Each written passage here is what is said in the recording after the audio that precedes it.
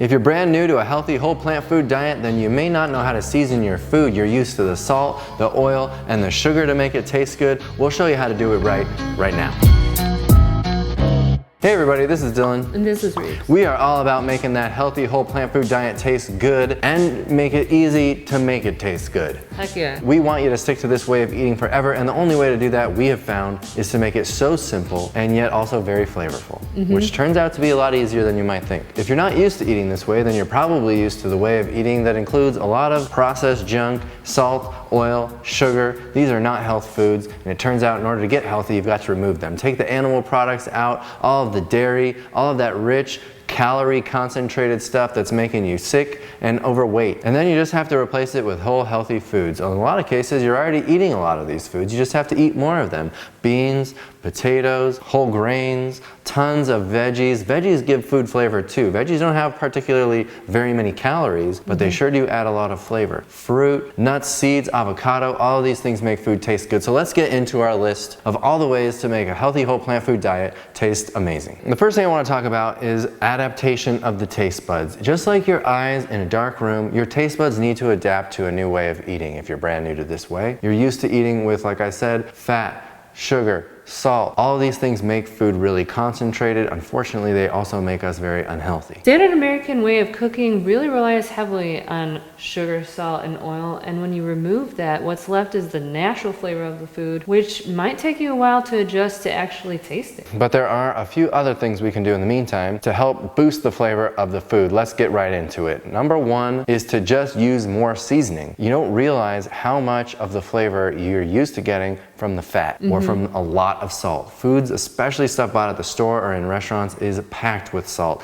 and sugar. Most food actually has all three, which was never like that in our natural environment, but that's okay. We can recreate these flavors with healthy foods. One would be to just use more seasoning. We sell a number of spice blends. You know, lots of no salt spice blends that you can get at the store. Use more of them. It may look a little obscene at first how much you're adding, but in order to make the food taste good, you got to add more of the flavoring. It's really that simple. Have you seen Dylan cook his recipes before? People make fun of him all the time because they'll say just a teaspoon, it'll be a whole handful of cumin. The camera adds 10 pounds. It's not that much, but I do use a lot more than what you might be used to. And the food tastes good. People don't write us telling us they hate our recipes. They love our recipes. So try it out. Use a little more seasoning, more garlic and onion, or I don't think there's anything I make that doesn't have garlic and onion. So keep that in mind. That gives a lot of flavor. And those aren't even like seasonings per se. You know, you've got all of your herbs and spices that you can be adding, you know. If I make a marinara from scratch, I'm going to be using a lot more Italian seasoning than the conventional stuff that you might buy in the jar that's also full of salt, sugar, and oil. Yes, all three usually. What else can you do to make the food taste great? Well, you could add a little sweetness, or you could add a little acidity. Acidity in the form of like apple cider vinegar or a squeeze of lemon and lime. A squeeze of lemon specifically, which is my favorite, goes such a long way into adding extra flavor, but also boosting the spices that are already in the food.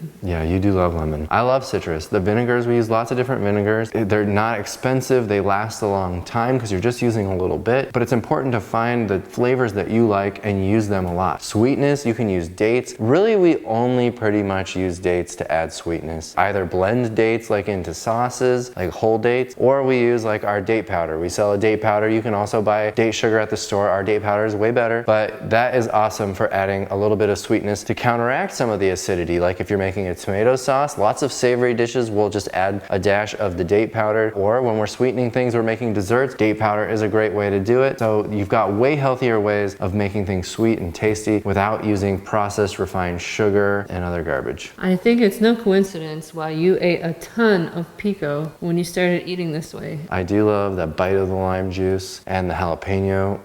Which leads us to our next one, heat. If you don't have a tolerance for spicy food, I would encourage you to try to work your way up to it. Just add a tiny little bit on day one. On day three, maybe you add a little more, see how you like it. Spice makes food so tasty, and it takes the place of the salt, oil, and sugar in a great way. There's no reason to overdo it. You don't need to be like sweating at the table, but a little bit of crushed red pepper, a little bit of chili powder, they add so much flavor to counteract what you may be used to, which is not in the food anymore. All of that fat, salt, and sugar. And you know, a little heat like your Willy World Sriracha can really save a dish that you might have flopped a little bit on.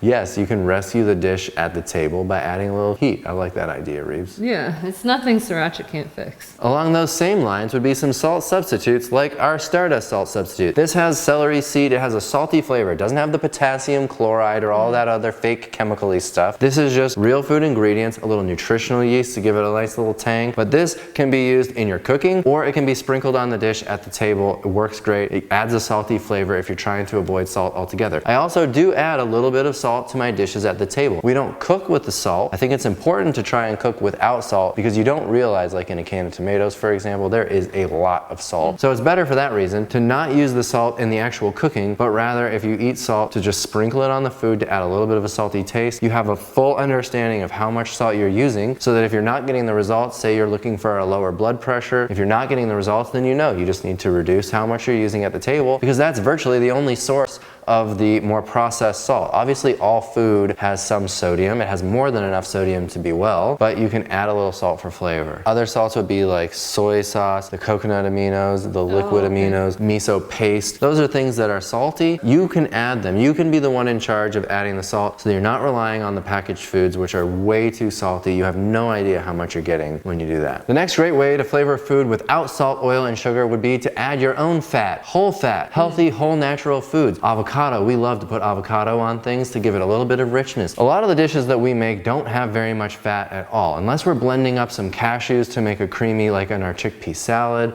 or something like that. There's not very much fat. So adding some is really helpful, like at the table via the avocado. Sometimes we'll chop up olives, which adds saltiness too, so be careful because olives are very salty. Other fats would be nuts, seeds. Like I said, you can blend up cashews and make a creamy sauce that adds so much flavor instead of using processed oils, which are too calorie dense and can clog your arteries. You can still eat too much fat on this diet if you're not paying attention to what you're doing. But if you follow the recipes and you're using the fat as a condiment rather than as a main ingredient to the dish, then you're going to be doing great. Some people are working on gaining weight, so incorporating a little bit of that back in till you find your equilibrium that you're looking for, it's a delicious way to add to the food. Another delicious way to add flavor to any meal is by a sauce. Whether you're making it from scratch or buying ours, they're usually chock full of flavor because it's really easy to put a lot of flavor into a sauce that you're drizzling on top of something. Which again, you're using like a condiment. It's a topping. We'll steam up potatoes, cauliflower, broccoli, and then just pour on some cheese sauce and boom, you've got a delicious meal. If you were just eating it without the sauce, it'd be pretty boring. Anything with nutritional yeast, these are like any other little toppings, right? It doesn't just have to be a sauce. It could be that you're gonna sprinkle on the nutritional yeast. It could be nutritional yeast blended with cashews, which we love to make a little faux Parmesan. Of course, that goes back to fat, but it's still just a little topping on the food that makes it tasty. Now remember, you're narrow adapting if you're brand new. You're gonna be getting used to these flavors being your core flavors that you're gonna rely on in all of your dishes. Give it time, allow yourself to adjust to the food. Maybe at first you're making things richer with more avocado than you're gonna level out to use. So maybe you don't get the weight loss at first, but you're just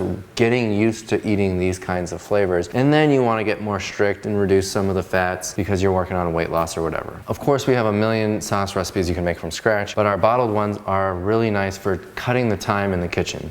So if you can just take the cooked potatoes out of the fridge, chop them into wedges, throw them in the air fryer, and then dip them in an already ready sauce, it's not just that we're selling you sauce, we're selling you time. It may take you a little practice to figure out what sort of flavors you like and what kind of combinations you desire, but once you get it down pat, it's gonna be no problem at all for you to eat this way. And actually, I think you might find that the food tastes even better. Yes, you only have to learn this one time and then you know forever. The foods aren't gonna change out there in the world. Put in the time it takes to figure out what you like and this will be a lot easier and tastier. Thanks for watching this video. Check out more of them just like this one and we'll see you on the next one. Bye.